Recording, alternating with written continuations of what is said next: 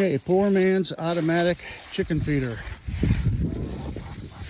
Took a 5-gallon bucket, drilled dual holes in it, mound up the feed in the middle, and just all the way around. So this should buy us,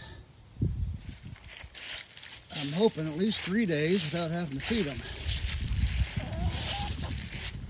So scared them off. We're going back to it now.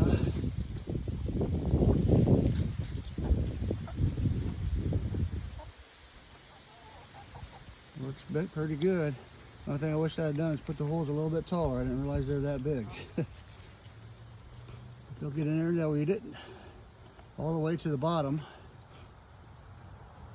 And so it should keep us from having to feed them every day anyhow. Hopefully it lasts 3 to 5 days is what I'm hoping.